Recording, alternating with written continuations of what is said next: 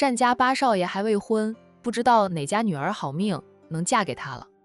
曾小雅笑了笑，说道：“反正轮不到我们这种普通人，咱们能看到他们本人已经很幸运了。”战月的身份，也就是他们医护人员知道，他们并没有到处传，到处说的话，他们这一层楼怕是会挤满年轻的女孩子，无端会为他们带来工作上的不便。所以他们就算知道战月是战家的八少爷，也是把他当成普通的病人来看待。其他病人家属倒是在猜测战月的身份，觉得战月肯定是个事业有成的成功男人，否则每天不会有那么多人来看望他，还给他送来那么多的果篮。在家人面前，战月的视线不敢追着曾小雅走，让管家给他准备的爱心早餐，本是要送一份给曾小雅吃的，现在当然不能送了。他吃过早餐，又陪着长辈们说了好一会儿，才哄走了长辈们。战印亲自送奶奶回家，等到病房里只有战月和他的小管家时，他说：“小管家，奶奶来了，你也不提前叫醒我。”我一醒来，看到奶奶坐在我床前，吓了一大跳，还以为是做梦呢。小管家解释的道：“我也不知道老夫人和三太太突然就来了，又没有人提前告诉我，等我看到老夫人的时候，老夫人已经坐在八少的床前了。老夫人也不让我叫醒八少。”战月也知道这件事怪不得他的管家，他问：“你没有说多备的那一份早餐是给曾医生的吧？”当然不会说，八少和曾医生八字都还没有一撇呢。我哪敢多嘴，胡说八道。谁知道他家八少最后能不能抱得美人归？在曾医生还没有嫁给八少之前，管家都不敢多说半句。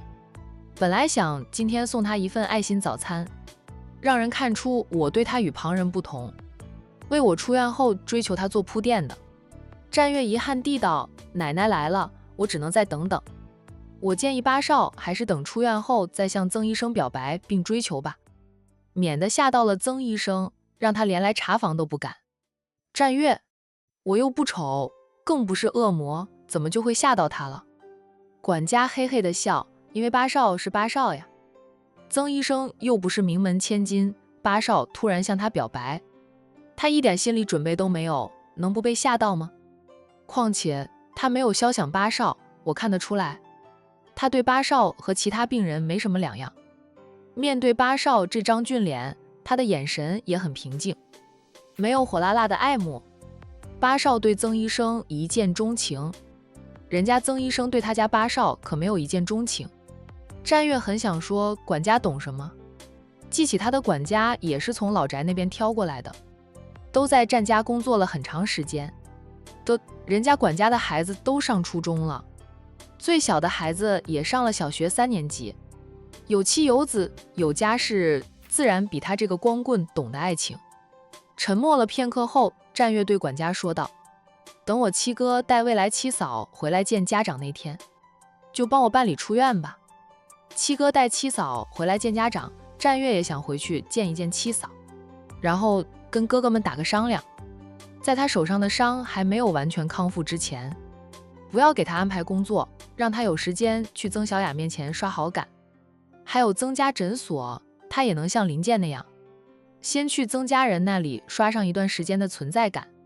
他比林健优秀多了，林健是凤凰男，他却是真正的优质男。相信曾家长辈会喜欢他，认可他的。当然，搞定曾家长辈还不行，最重要的还是要让曾小雅爱上他。管家的话，战月听在耳里，也知道管家说的是实话。曾小雅初见他时是惊艳了一下，好吧，一个大男人被人用惊艳的眼神看，有点那啥。但后来曾小雅对他真的和别人没什么两样，并无特殊化。他甚至盼着他快点出院，可能在他眼里，他这点伤住院，纯粹就是霸占医院的病床吧。毕竟大医院的病床是很紧张的。曾小雅以前有过一段感情，她和初恋男友恋了2-3个年头，感情自然是有的，但对方在上岸后就攀上了高枝，嫌曾小雅无法帮他铺平他的康庄大道，所以甩了曾小雅。战月让人帮他打听曾小雅的家庭情况，自然也知道了她过去的那段感情，连她初恋男友以前和现在的相片，战月都看过了。她初恋男友也长得帅，当然没有她帅，那是以前。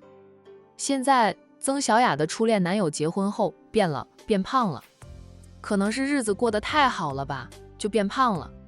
不论是男人还是女人，一胖毁所有呀。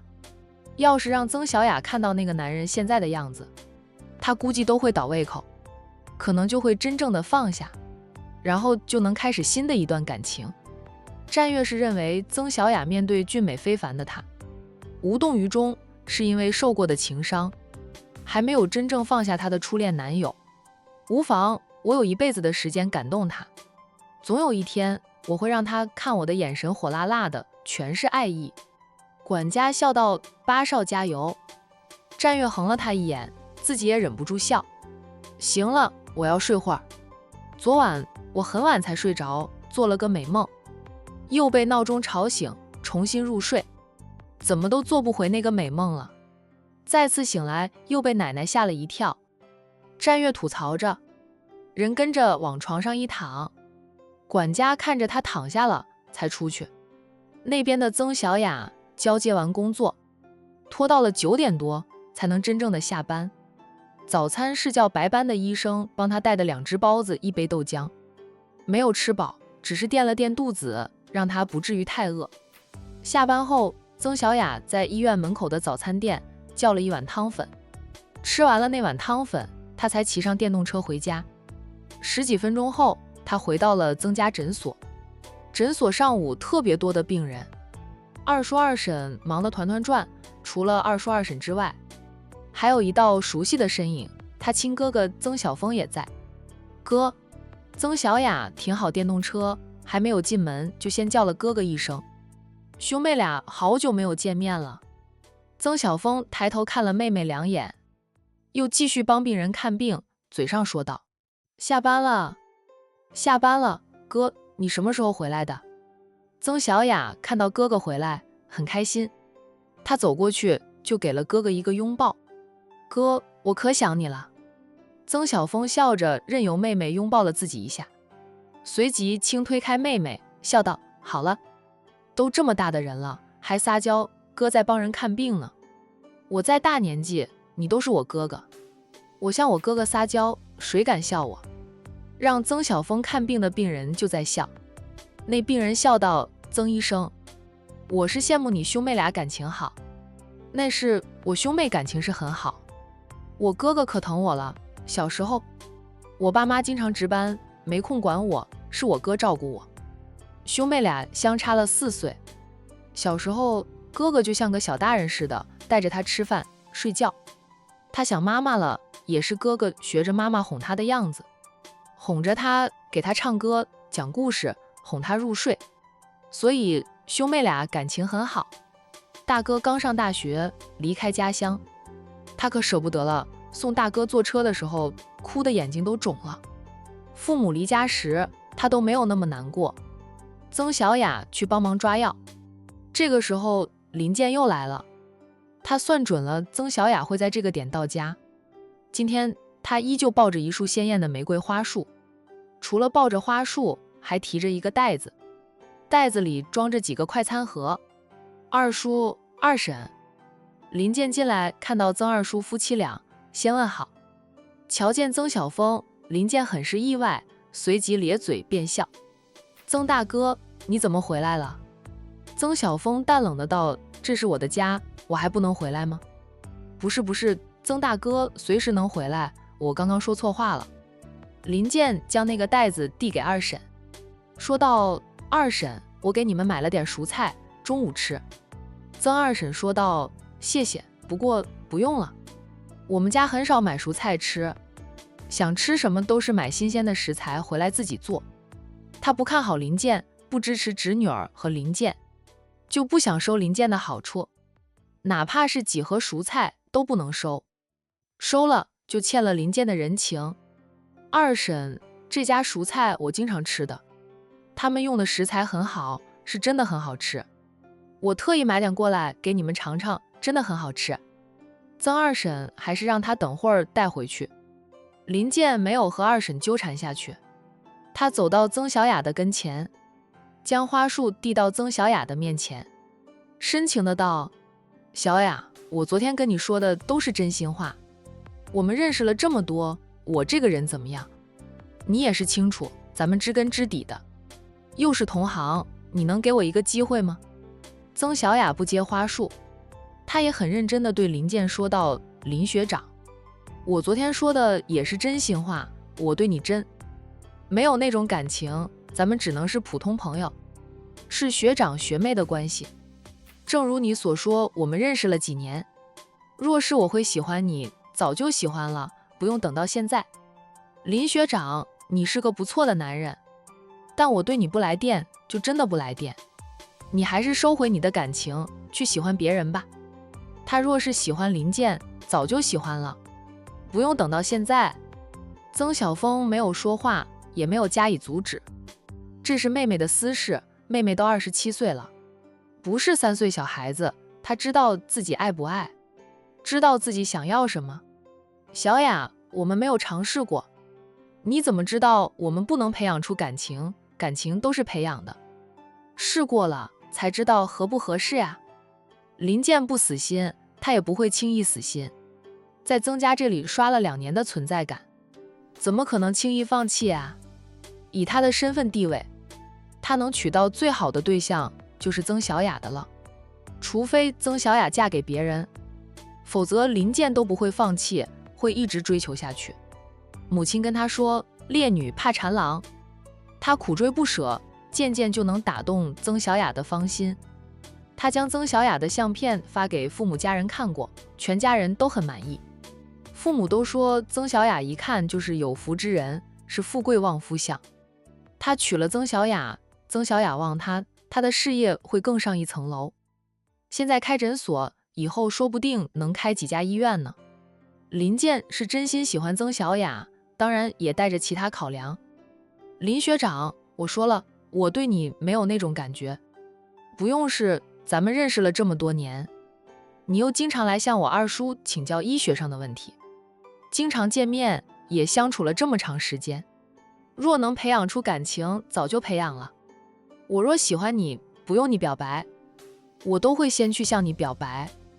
曾小雅又不是那种扭扭捏捏的女人，只要她喜欢，她愿意倒追对方，不喜欢就是不喜欢，连试都不用试。林健一再表白都被拒绝，诊所里又这么多人看着，他脸上多少都有点挂不住，但依旧好脾气，并没有生气。他只是轻声问小雅，你还忘不了姓金的那个吗？他已经娶了他单位领导的女儿，上次我遇到他，他老婆都怀孕了。林健嘴里的那个姓金的，就是3年前抛弃曾小雅的初恋男友。他以为曾小雅还忘不了初恋男友，毕竟曾小雅只谈了1次恋爱，分手后感情一直处于空窗期，就是战月都以为曾小雅还没有放下对初恋男友的感情呢。而且他现在长胖了，变得油腻，早就不是以前那个帅哥了。曾小雅严肃地道，林学长，我不接受你的感情，是我不喜欢你，我对你没有男女之情，与他人无关。我和金浩已经分手3年多，他娶谁那是他的事，与我无关，我也不会受他影响。刚被分手时，曾小雅是难过了一段时间，怎么说2个人也恋了几年，他付出了真感情，他只是低调，没有透露他家世优越。不过他和金浩选的路不一样，他学医是为了救死护伤，金浩却选择了去考公务员，一上岸就觉得他配不上他了。这样的男人分了也好，他难过了一段日子就放下了。他又不是没有人要，只要他想嫁，多的是男人想娶她，只是感情受到过伤害。曾小雅对待感情就特别的谨慎，轻易不会再动心。林健对她有好感，她早就知道，平时林健过来，她都尽量避开，但她却拦不住林健的到来。脚长在他身上，他要去哪里都是他的自由。林健又是打着向二叔请教问题的旗号，在林健没有向他表白之前，曾小雅都不能说什么，唯有避开。我过去和他恋爱也不是因为他帅，我不是潜夫的人，看重的是人品。可惜我第一次恋爱看花了眼。曾小雅承认自己看走了眼，没想到金浩会是那样的人。不过分手就分手了，他也不想再讨论金浩。要是论帅的话，战家少爷比他们帅多了。战家的少爷曾小雅也见了很多个，除了那些不在管城的，他都见过了，真的个个都是人中龙凤。战家老夫人真会培养孙子。曾小雅的脑海里莫名地掠过了战月那张俊脸。战月修养极好，脾性温和，说话带笑，平易近人，没有一点豪门少爷的架子。当然曾小雅知道战月不可能是真正温和的人，在商界摸爬打滚的人怎么可能温和？他们都有很辣的一面，只是他们城府也深，轻易不让人看透他们的心思。而他是受伤住院，他是他的主治医生，他对其他医护人员都温和有礼，很正常。没有利益冲突吗？林学长，我们真的不适合，你不要在我这里浪费时间了，去找真正适合你的人吧。二婶说林健属于凤凰男之列。曾小雅其实没有嫌弃林健的家世不如他，她是纯粹不喜欢林健，当然了，也是因为不喜欢。她能够理智地看待林健这个人。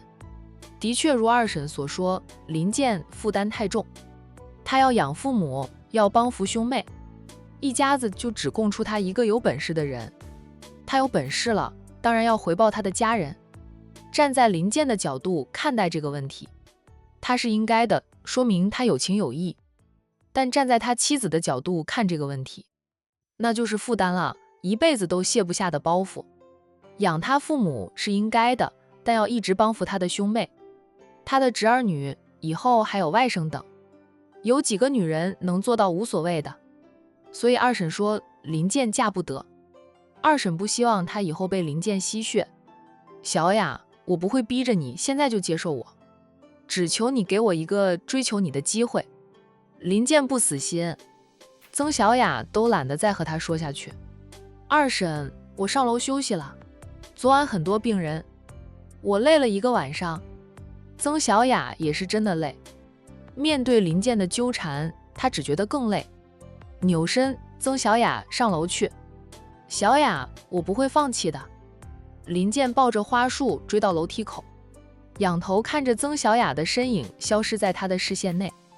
曾晓峰走过来对林健说道：林先生，小雅说得很清楚了，你还是走吧，以后不要来了，你每天来这一出，会对我二叔的诊所造成影响。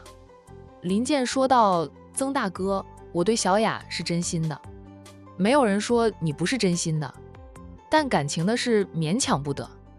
我妹妹不喜欢你啊，你这样纠缠着她，只会让她更加的不喜。本来你们保持着学长学妹的关系就挺好的，你一追求我妹妹，以后说不定连朋友都做不成。可我是真的喜欢小雅呀，我爱她，很爱很爱，已经爱慕她几年了。曾晓峰请她出去，林健跟你说多少次了，小雅对待感情就是那样，不爱就是不爱，不管你做多少，她就是不爱。听劝，你放下对小雅的感情，以后能遇到真正适合你的女孩子的。曾晓峰一回来就从二叔二婶那里知道林健向妹妹表白了，他都不看好林健。了解林健的家庭情况后，更加的不支持妹妹和林健在一起。父母是着急妹妹的人生大事，但也说过不要将就，一定要睁大眼看清楚对方的人品，不要因为年纪渐大着急了就将就。婚姻是一辈子的大事，将就不得。曾大哥，小雅是不是有喜欢的人了？是了，我知道他有个同学也很喜欢他的，他接受他的同学了吗？林健着急地问。他盯了2年都没有盯紧，还让人抢他一步追到了曾小雅。不应该啊，对方若是追求曾小雅，曾家人不可能不知道，他经常过来，也不可能不知道。小雅说她以后不想找医生做伴侣，大家都忙，顾不到家庭。林健，你回去吧，别在这里逗留了，病人都看着呢。曾晓峰拉着林健出了诊所，挥着手让林健赶紧走。林健叹口气，他将那束花递给曾晓峰。曾大哥，你帮我将这束花送给小雅，可以吗？二婶从里面出来，将林健买来的蔬菜递给他。林健，我们家里人真的不喜欢吃蔬菜，你还是带回去吃吧。林健知道是曾家人怕吃他的嘴软，不想欠他的情。哎，他就知道表白了，连二叔二婶都会变的，还真是这样。他们平时对他不错，他还以为自己拿下了曾家长辈呢。林健最终是失望的走了。他走后，曾晓峰上楼去，妹妹不在3楼的厅里，他便去敲了妹妹的房门。好一会儿，曾小雅才过来开门，她刚冲完凉。哥，林健走了吗？走了。曾晓峰问，哥方便进去吗？妹妹10岁之后，未经妹妹同意，他就不会进妹妹的房间。你出来吧，我们在厅里聊聊。没有等妹妹表态，曾晓峰扭身走到大厅的沙发上坐下来。曾小雅走过来，刚坐下，她的手机响了，有人给她发微信信息。她点开微信看，是跟她交接班的医生。同事告诉她，战月明天要出院了。看到这样的信息，曾小雅笑，发语音信息给同事，她终于肯出院了。其实她早就可以出院的了，住2天观察过，没有什么事，就可以出院的，却住了那么久。大家可舍不得她出院呢，说她住在我们这层楼，大家天天都能吃到免费的水果，也看不到帅哥了。战月出了院，以他的身份，普通人是很难看得到他。帅哥看过就好，又不属于我们的。曾小雅是巴不得战月早点出院，虽然战月出了院，他和战月这辈子估计都不会再有交集。用他的话说，战月只是他的病人，又不属于他，以后都没有交集，对他没有任何的影响。